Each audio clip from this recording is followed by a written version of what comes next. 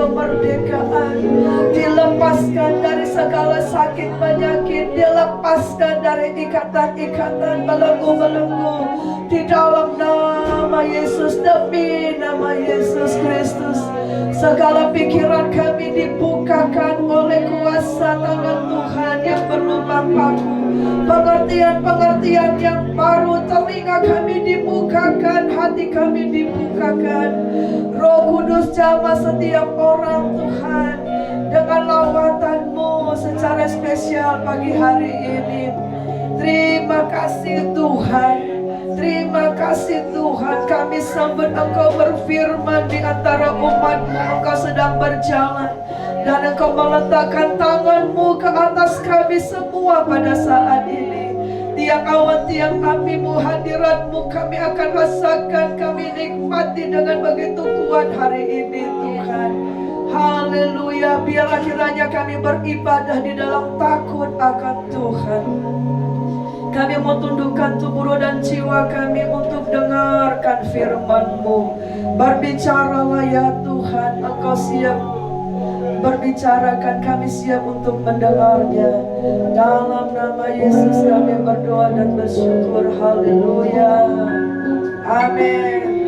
Mari kita akan baca firman Tuhan. Kami undang kita untuk bangkit berdiri di dalam kitab Wahyu 14 ayat 1 sampai dengan ayat yang ke-5.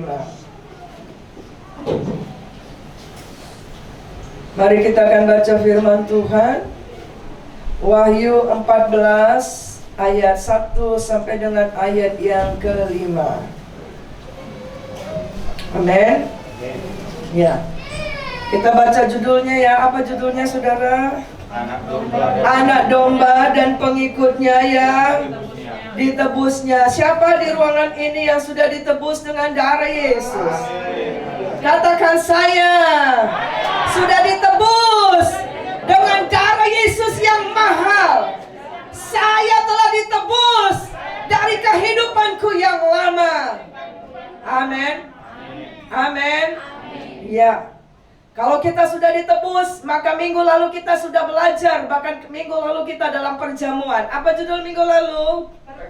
Perkataan orang yang ditebus Tuhan. Sudah praktek? Amin. Gimana perkataan orang yang ditebus dengan darah Yesus? Jangan dong sumur-sumur. Mengucap syukur bahwa selama-lamanya kasih setia Tuhan. Amin, saudara. Hari ini kita akan belajar tentang pikiran orang yang ditebus dengan darah Yesus. Amin. Yes. Mari kita akan baca. Ayat ini berkata, anak domba, yaitu Yesus Kristus dan pengikutnya. Siapa di sini pengikut Tuhan? Amin. Dengar baik-baik. Oke, ya. Dan pengikutnya yang ditebusnya. Mari kita baca mulai dari ayat 1. 1, 2 ayat. Dan aku melihat sesungguhnya anak domba berdiri di bukit Sion, dan bersama-sama dengan dia 144.000 orang, dan di dahi mereka tertulis namanya dan nama Bapanya. Dan aku mendengar suatu suara dari langit bagaikan desau air bah, dan bagaikan geruh-guruh yang dahsyat. Dan suara yang kudengar itu seperti bunyi pemain-pemain kecapi yang memetik kecapinya. Mereka menyanyikan suatu nyanyian baru di hadapan tahta dan di depan keempat makhluk dan tua-tua itu. Dan tidak seorang pun yang dapat mempelajari nyanyian itu selain daripada 144.000 orang yang tiap ditebus dari bumi ini. Mereka adalah orang-orang yang tidak mencemarkan dirinya dengan perempuan-perempuan, karena mereka murni sama seperti perawan. Mereka adalah orang-orang yang mengikuti anak domba itu kemana saja dia pergi. Mereka ditebus dari antara manusia sebagai korban-korban sulung bagi Allah dan bagi anak domba itu. Dan di dalam mulut mereka tidak terdapat dusta. Mereka tidak bercela. Haleluya. Amin. Silakan duduk. Saudara, ayat ini berkata, yang ditebus dengan darah Yesus. Kalau minggu lalu kita belajar, hendaklah perkataan ini adalah perkataan orang-orang yang ditebus dengan darah Yesus. Sebelum kita masuk kepada judul pikiran orang yang ditebus oleh Tuhan, ayat ini dalam Wahyu 14 ayat 1 sampai dengan 5. Lihat di sini saudara, orang yang telah ditebus dengan darah Yesus. Ayat 3 dikatakan, mulutnya akan suka memuji Tuhan. Amin.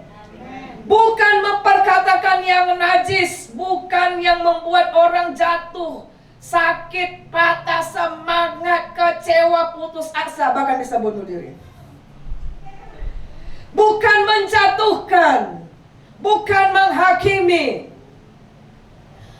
Tetapi di sini dikatakan, ciri orang yang ditebus dengan darah Yesus, dikatakan mulutnya menyanyikan nyanyian baru. Dan ayat itu dikatakan, tidak ada seorang pun yang bisa tahu nyanyian itu kecuali 144.000 ini. Bukan berarti di surga hanya 144.000 orang. Bukan saudara. Tetapi ini adalah lambang siapa saudara? Ayat yang ke-45, yaitu semua orang yang telah ditebus dengan darah Yesus. Amin saudara. Semua segala suku bangsa yang percaya, yang menerima Tuhan, memberi dirinya dibaptis, mengalami Tuhan, maka saudara, orang itu, ayat yang lain dikatakan, ada aliran-aliran yang mengalir dalam hatinya. Dan itulah yang mengubahkan bibir lidahnya mengatakan puji-pujian kepada Allah. Makanya minggu lalu dikatakan, perkataan ini dikatakan oleh orang yang telah ditebus dengan darah Yesus. Yaitu apa? Bahwasanya untuk selamanya kasih setianya, sebab Tuhan Amin. Orang yang ditebus dengan darah Yesus kelihatan dari ngomongnya. Apa dikatakan ayat 5 juga apa saudara? Di dalam ayat 5 tadi apa? Di dalam mulut mereka tidak terdapat dusta, mereka tidak bercela. Amin saudara. Jadi kalau kita tadi, engkau sudah angkat tangan dan mengatakan, aku telah ditebus dengan darah Yesus. Biarlah kiranya orang akan melihat engkau sudah ditebus dengan darah Yesus dari bibir lidahmu. Yang tidak lagi memperkatakan dan tidak layak lagi kita memperkatakan cakap kotor, cakap kasar, menghakimi, membuat orang putus asa. Gak cocok. Itu makanya kenapa kita akan melihat orang yang telah ditebus dengan darah Yesus. Maka kita lihat dalam Kisah Rasul dikatakan, mereka akan dipenuhi dengan kuasa Roh Kudus. Dan tandanya adalah dari lidah mereka. Amin saudara. Saudara, kalau bibir kita belum diubahkan, perkataan kita belum diubahkan, ya, bagaimana orang akan melihat kehidupanmu sudah ditebus dengan darah Yesus? Kalau sama saja, orang dunia suka bohong, kamu pun suka bohong, kita pun suka bohong. Apa bedanya saudara? Tapi kita lihat di sini jelas judulnya saja, anak domba dan pengikutnya yang ditebus. Kalau kita sudah ditebus dengan darah Yesus, maka perkataan kita seharusnya tidak ada dusta di sana. Mulut kita bisa dipercaya orang. Engkau akan bisa dilihat, dipercaya dari apa? Omongan. Betul nggak saudara? Ya. Nah, tidak ada dusta di sana, tidak ada celah. Ya. Nah, sekarang kita akan belajar saudara. Orang yang telah ditebus dengan darah Yesus, maka saudara, pikirannya itu berbeda saudara. Apa yang diubahkan ketika kita menerima Yesus sebagai Tuhan dan Juru Selamat adalah hati kita yang dimurnikan. Sehingga perkataan kita juga dibaharui. Sehingga perkataanmu akan menyembuhkan orang. Perkataanmu akan menguatkan orang, membangkitkan semangat orang. Hati yang sudah dibereskan dengan darah Yesus, maka pikirannya juga akan berbeda. Ya, saudara yang terkasih dalam nama Yesus, mari kita akan baca nanti ke depan Roma 12 ayat 1 sampai dengan 2. Yuk kita baca Roma 12 ayat 1 sampai dengan 2. Karena itu, saudara-saudara, demi kemurahan Allah, aku menasihatkan kamu supaya kamu mempersembahkan tubuhmu sebagai persembahan yang hidup, yang kudus, dan yang berkenan kepada Allah. Itu adalah ibadahmu yang sejati. Ayat 2. Janganlah kamu menjadi serupa dengan dunia ini, tetapi berubahlah oleh pembaharuan budimu, sehingga kamu dapat membedakan manakah kehendak Allah, apa yang baik, yang berkenan kepada Allah, dan yang ciri orang yang ditebus dengan darah Yesus, maka pikirannya juga telah ditebus dengan darah Yesus. Dan ayat itu berkata, berubahlah caramu berpikir. Amin. Berubahlah caramu menghadapi satu persoalan. Itu maksudnya, saudara. Harus berbeda dengan dunia yang gak ditebus dengan darah Yesus. Nah, saya menyebutkan di sini ada 3 hal nanti di sini, saudara. Ya, yang pertama adalah, saudara lihat, apa yang dipikirkan, apa yang saya pikirkan, apa yang saudara pikirkan, itu akan menentukan gaya hidupmu, pola hidupmu, sikap hidupmu. Apa yang kamu pikirkan, itu akan menentukan pola kamu bersikap sehari-hari, gaya hidupmu, dan sikapmu.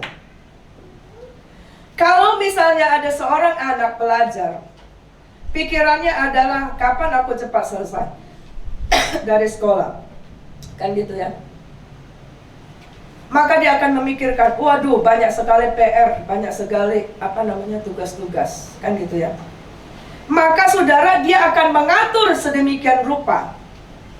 Dia akan bangun cepat, dia akan memanage waktunya. Amin, saudara? Ya. Dari cara dia mengatur waktunya, saudaraku. Amin, saudara? Ya. Dan mari kita akan lihat di sini. Mazmur 10 ayat 4. Lihat di sini, saudara. Amin. Yuk kita baca. Yuk, 1, 2 ya. Kata orang fasik itu dengan batang hidungnya ke atas, Allah tidak akan menuntut.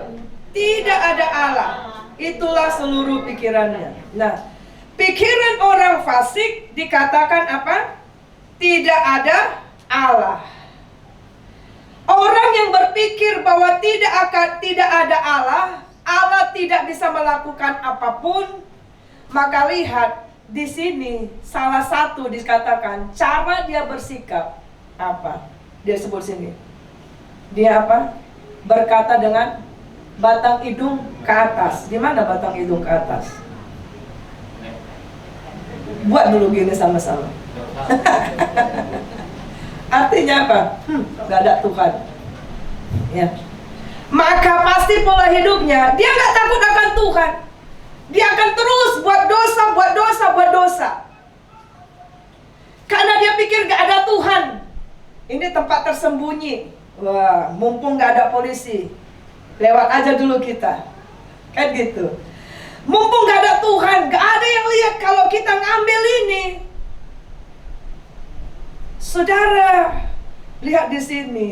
Gaya hidup orang ini, ya orang fasik itu kelihatan. Sikap dia juga demikian, saudara. Ya.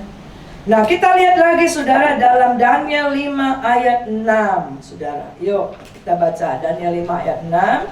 Kita baca yuk. 1, 2, ya. Lalu raja menjadi pucat dan pikiran-pikirannya menggelisahkan dia. Sendi-sendi pangkal pahanya menjadi lemas dan lututnya berantukan. Apa yang saudara pikirkan itu berpengaruh kepada kesehatanmu. Amin, saudara? Iya, saudara. Kadang penyakitnya nggak terlalu berat, tapi karena pikiran kita, lihat di sini, membuat apa, saudara? Menjadi pucat. Nah, langsung kurang darah dia. Lihat dulu kiri kanan, ada yang pucat nggak? Dan pikirannya menggelisahkan dia. Jadi saudara, kalau engkau sedang cemas tinggi, gelisah, lihat pikiranmu. Pikiranmu menunjukkan engkau sudah ditebus dengan darah Yesus atau enggak. Orang yang telah ditebus dengan darah Yesus, pasti dia tidak akan gelisah, tidak akan cemas. Karena dia tahu Tuhan sanggup menolong dia. Karena ada dikatakan di dalam kitab lain berkata, bagi dialah yang dapat melakukan jauh lebih banyak dari apa yang aku pikir dan doa. Sehingga dia tidak akan gelisah. Atau mungkin ayat ini, sendi-sendi pangkal pahanya menjadi lemas. Saya bersuka cita ada adik kami sendiri juga di sini ya, adik kami Henry. Dari awal, dari dulu udah bilang dia nggak bisa naik. Saya kaget juga, dia bilang, saya sudah bilangkan kamu dibawa aja deh, gak apa-apa. Wah, dia naik ke atas, dia ada di atas. Kenapa, saudara?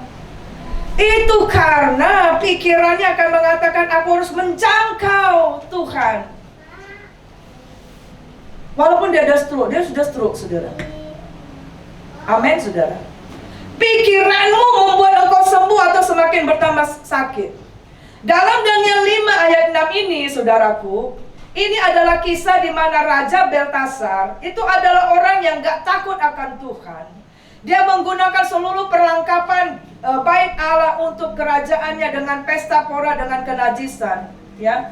Dan sehingga pada malam itu ada jari-jari Tuhan yang menuliskan di dinding. Mereka sedang pesta pora, kemudian dia melihat ada tangan Tuhan yang menulis di situ. Tekel ufarsin.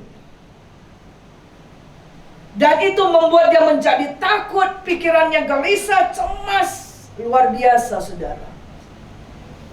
Nah, saudaraku yang terkasih, apa yang sedang engkau pikirkan itu menentukan respon di tubuhmu, respon imunitasmu, respon di apa, saudara, di jiwamu.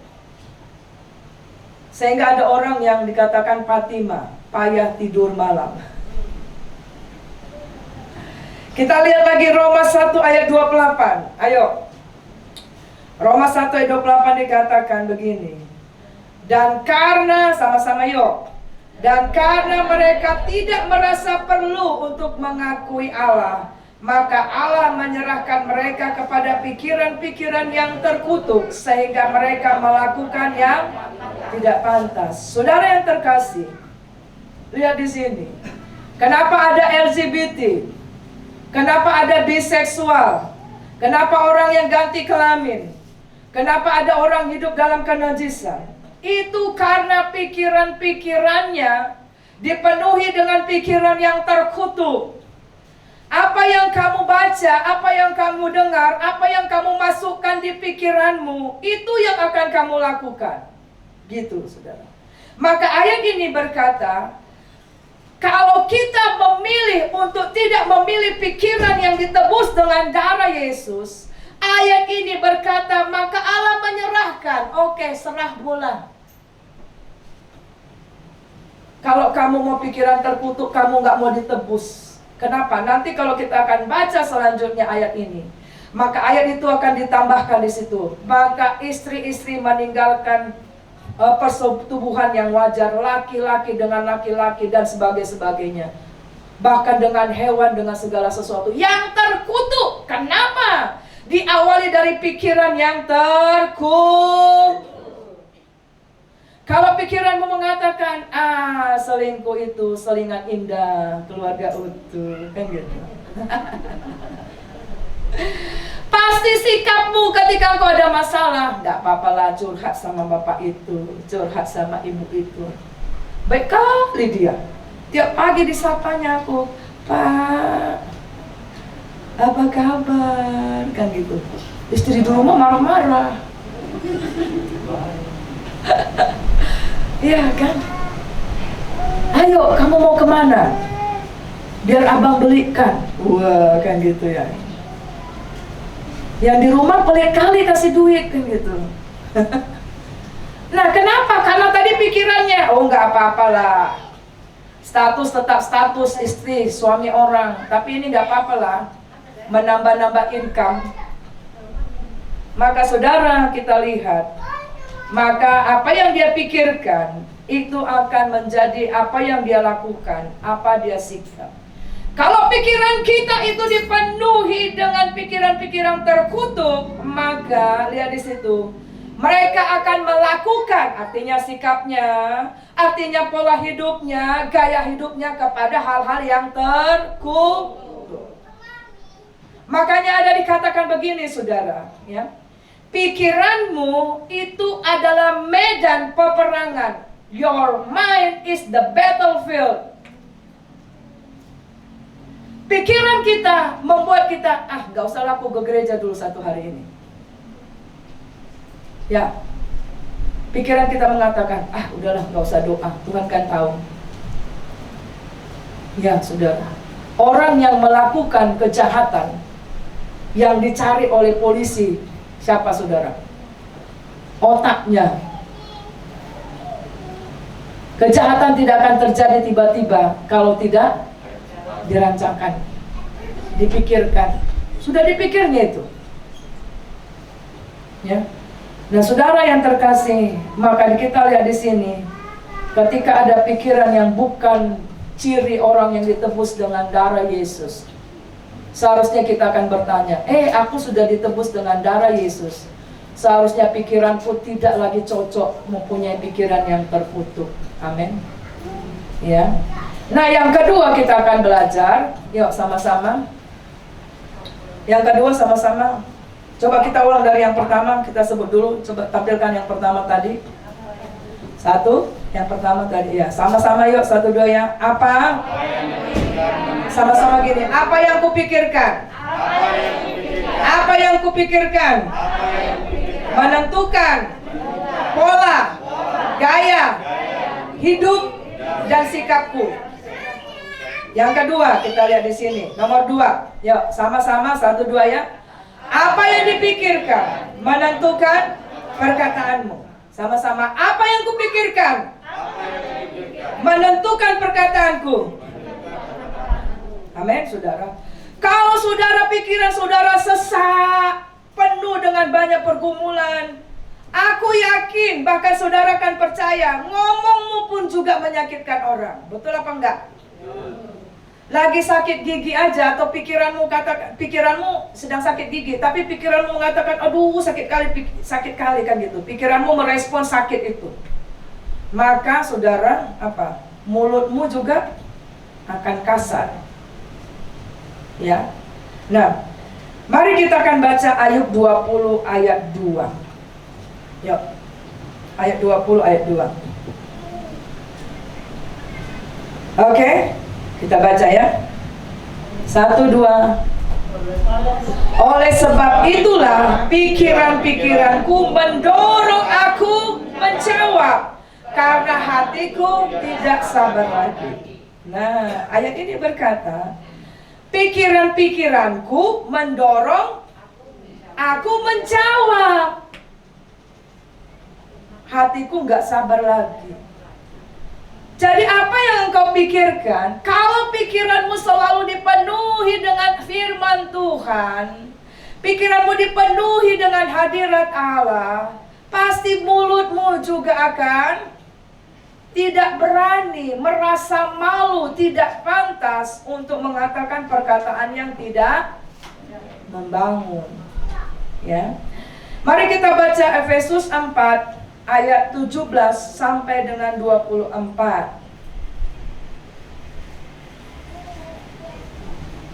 Ya, boleh ditampilkan. Efesus 4, 17 sampai dengan 24. Ayat yang ganjil oleh pria, yang genap oleh wanita. Efesus 4, 17 sampai dengan 24. Mulai dari yang pria, 1, 2 ya.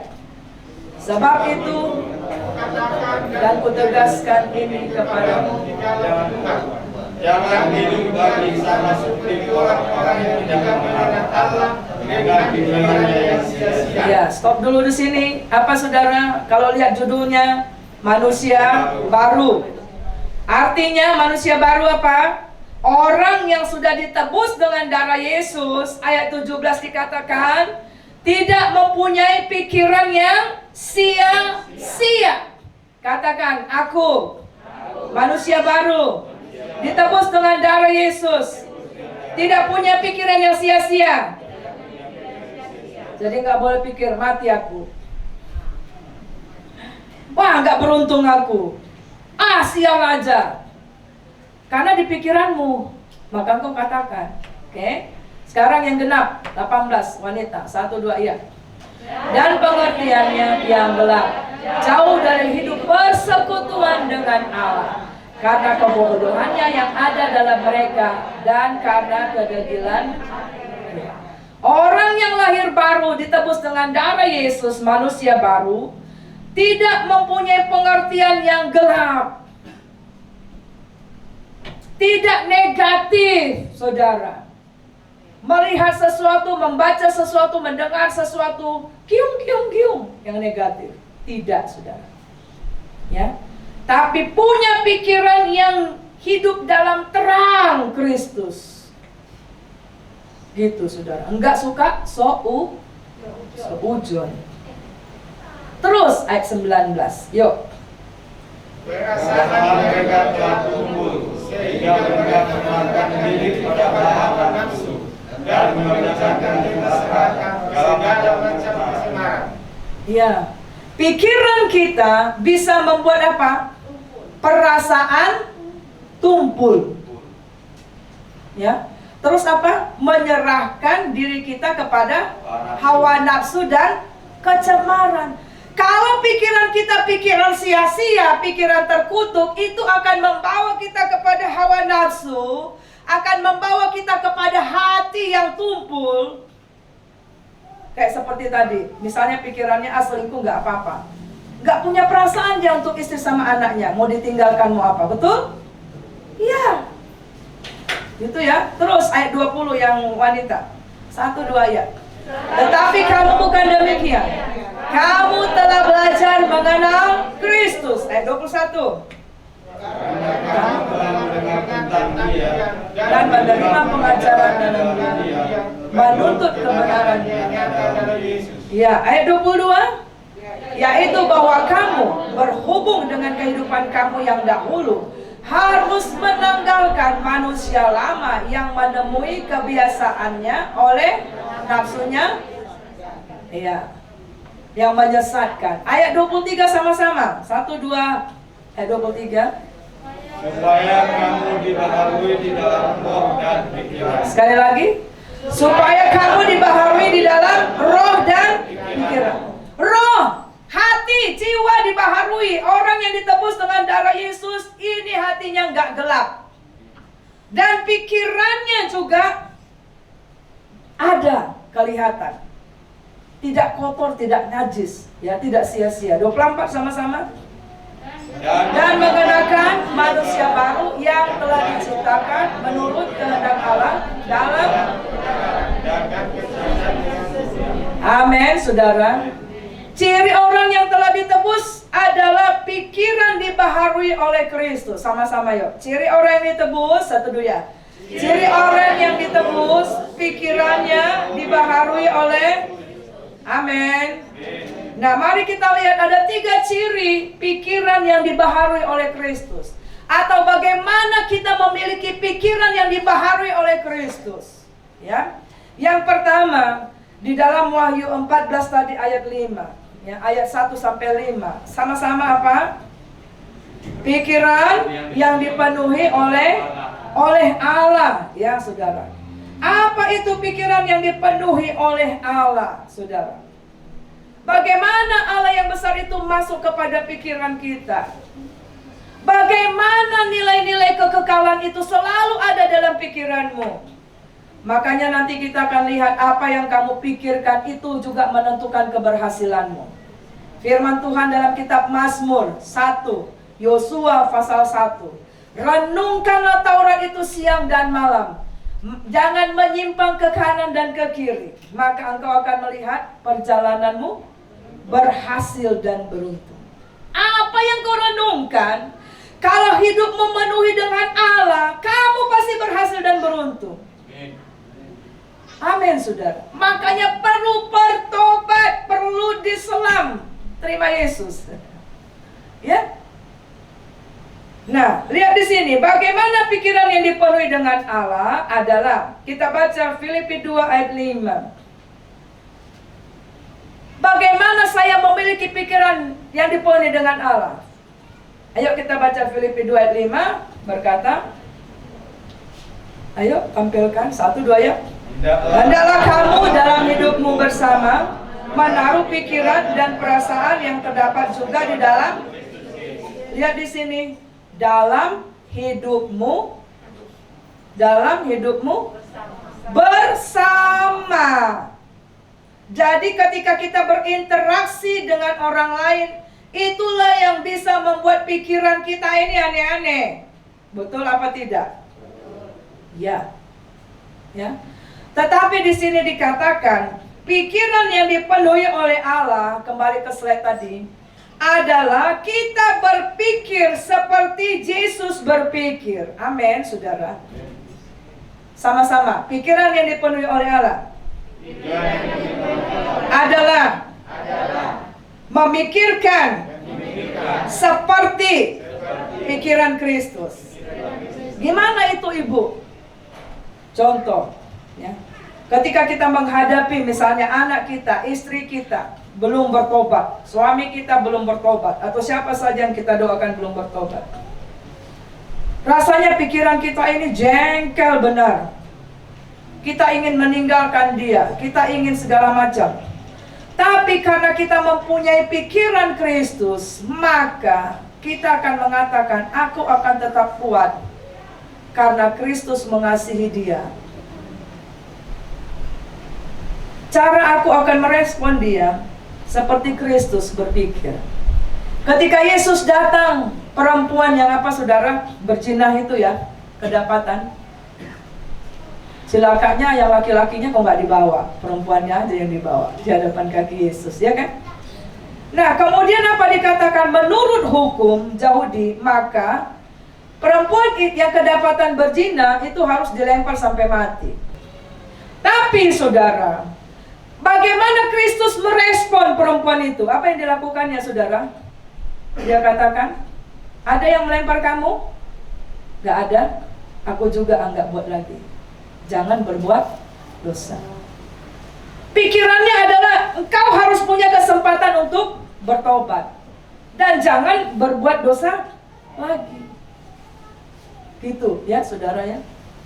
Nah, kemudian kita lihat apa pikiran yang dipenuhi oleh Allah. Yang kedua adalah di dalam Wahyu 14 ayat 1 tadi dikatakan, di dahi mereka tertulis namanya dan bapaknya. Coba kita baca Wahyu 14 ayat 1. Dan satu lagi kita akan baca Yeskiel 9 ayat 4. Kita kembali ke Wahyu 14 ayat 1. Come on. Ya, 1, 2 ya. Dan aku melihat sesungguhnya anak domba berdiri di bukit Sion bersama-sama dengan dia 144.000 orang. Dan dahi mereka tertulis namanya dan nama bapaknya. Kita baca Yeskiel 9 ayat 4. Saudara, tanda orang ditebus dengan darah Yesus adalah di pikirannya. Maka nanti kita akan lihat cap antikristus ikut-ikutan. Dia akan memberi cap di dahi dan di tangan kanan. Karena Tuhan sudah memulai itu, yaitu Tuhan memberikan tanda milik Kristus di pikiran dan di tangan, di perbuatan. Ya. Nah, Yeskiel 9 ayat 4. 1, 2 ya. Firman Tuhan kepadanya, berjalanlah dari tengah-tengah kota, yaitu Yerusalem, dan tulislah huruf T. Pada dahi orang-orang yang berkeluh kesah karena segala perbuatan-perbuatan keji yang dilakukan di sana. Nanti ada penjelasannya terus. Harus ada di sini. Maksudnya kita bukan seperti yang lain. Harus ada kita ambil spidol, saudara langsung tulis huruf T. Tidak seperti itu. Ya. Tapi apa maksudnya, saudaraku? Artinya kalau pikiran kita ini ada nama Yesus, ada nama Tuhan, kita menyebut Dia Bapa kami yang di surga, maka saudara apa? Perilaku kita, perkataan kita mencerminkan bahwa kita anak Tuhan. Nah, kalau kita lihat saudaraku yang selanjutnya, ya, bagaimana pikiran kita dipenuhi dengan Allah adalah apa, saudara?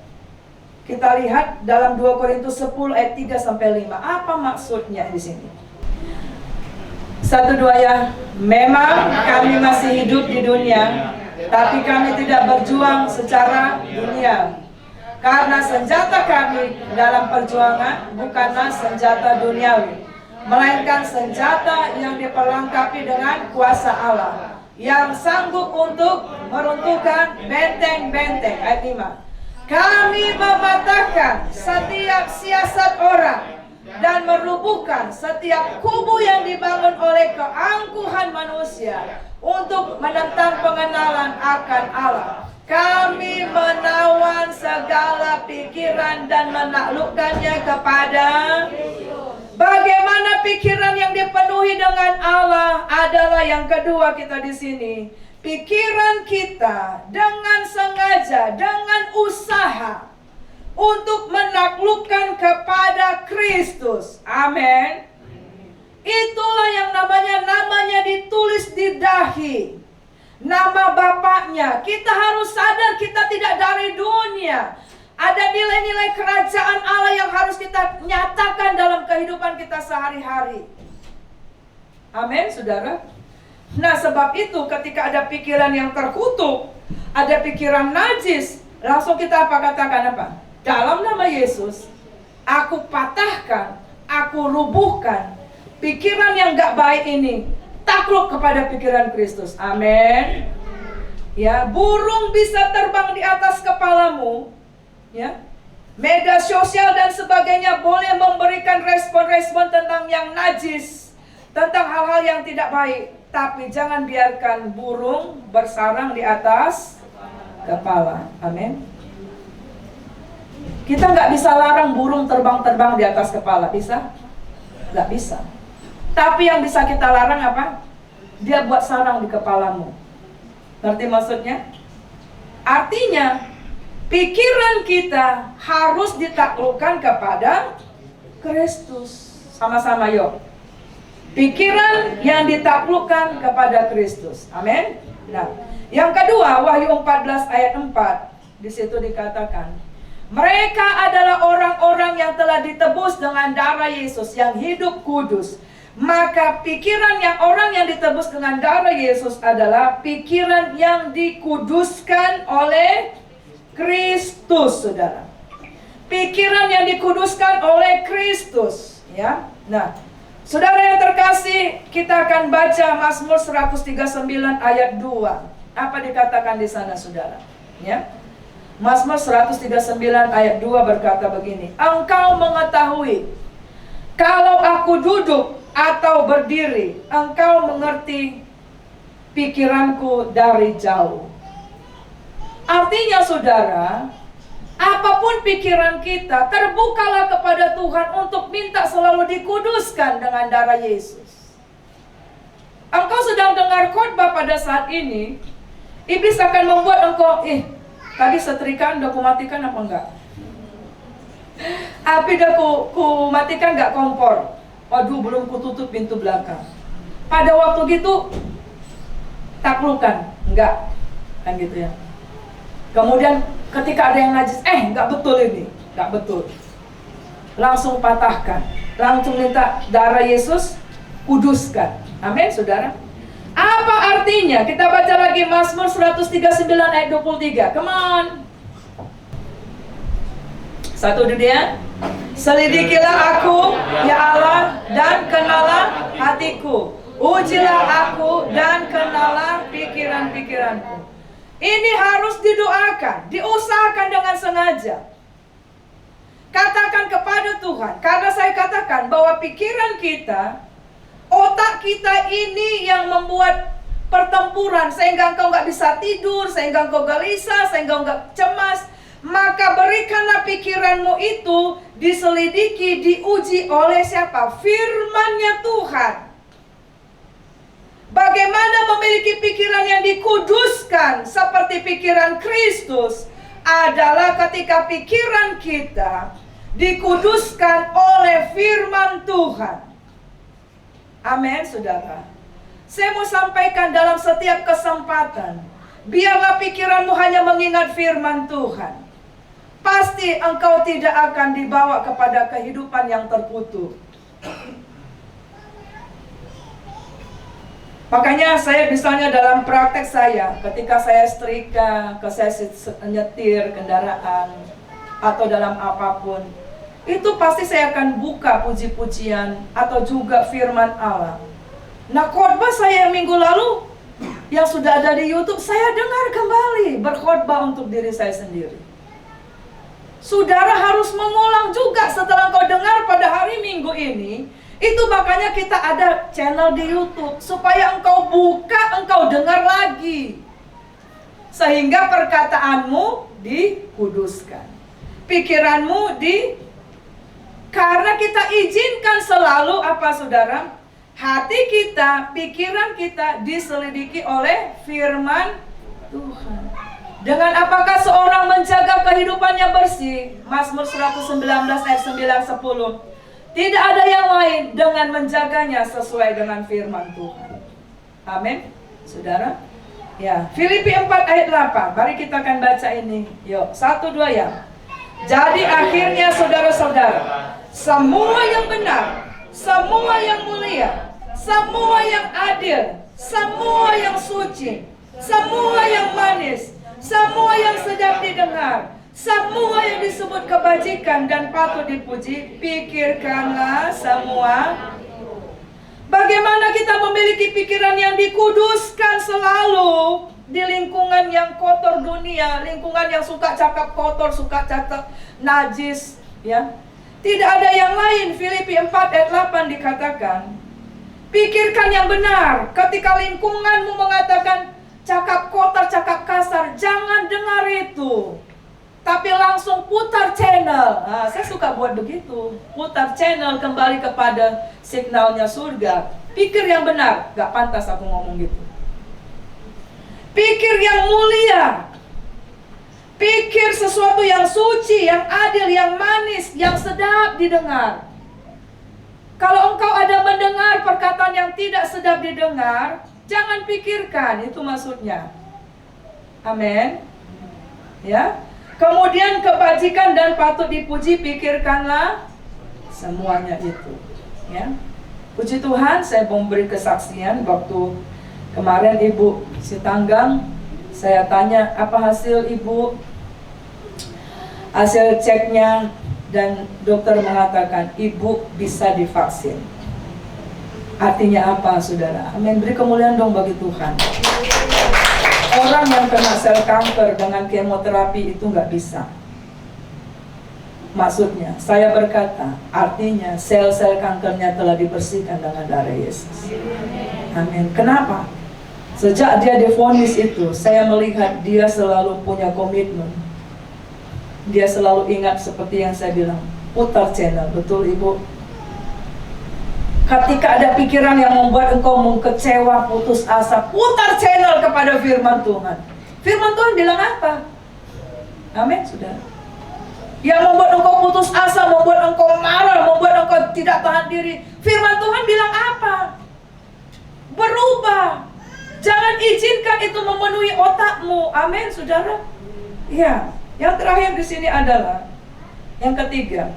Apa pikiran orang yang ditebus dengan darah Yesus? Yaitu pikiran yang jujur, terbuka kepada Allah yang Maha Tahu. Ya. Mari kita baca Mazmur 94 ayat 19. Yuk. Silakan kita akan baca 1, 2 ya. Apabila bertambah banyak pikiran dalam batinku, penghiburanmu menyenangkan jiwaku. Artinya apa saudaraku?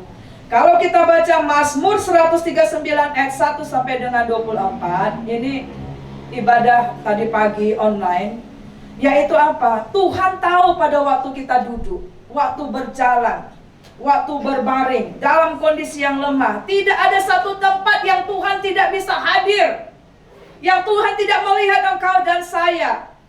Tidak ada satu situasi, kondisi, bahkan organ-organ tubuh kita, tidak ada dia yang tahu, saudara. Tidak ada yang tidak dia tahu maksudnya. Daud berkata dalam Mazmur 139, nanti saudara akan baca, ketika aku dijadikan dunia yang tidak diketahui, ya, buah pinggangku engkau tahu, maka perkatakanlah dengan imanmu apa yang sedang engkau alami. Katakan, Tuhan, kau melihat jantungku masalah, lihat saraf terjepitku, lihat lambungku, lihat apa lagi saudara, lihat kakiku yang stroke, lihat tanganku yang stroke, lihat apa saja. Itu yang dimaksud memiliki pikiran yang jujur dan terbuka kepada Allah yang Maha Tahu. Tuhan, lihat anakku, lihat suamiku, lihat istriku, lihat semua, lihat bangsa dan negara ini. Tuhan, sebut dengan jujur kepada Tuhan, bukan curhat kepada yang lain. Dan di sini dikatakan, Mazmur dikatakan, apabila bertambah banyak pikiran. Artinya Daud menyatakan, banyak pikiran aku bertambah banyak sehingga mumet menyesakkan. Ingat saudara, Yesus telah menebus kita dari kuasa yang menyesakkanmu, apapun itu, termasuk yang menyesakkan pikiranmu. Sampai mungkin dikatakan minggu lalu kita sudah baca, mungkin sampai kita sepertinya hilang akal.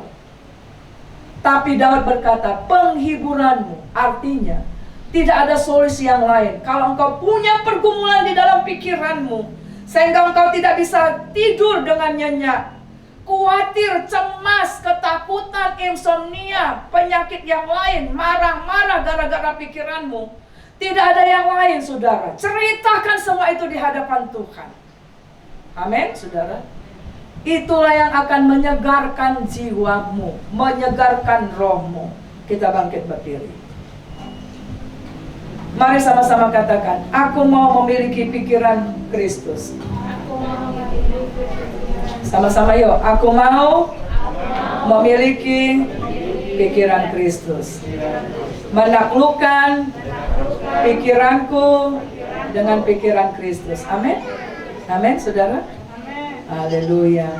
Mari tim boleh maju ke depan.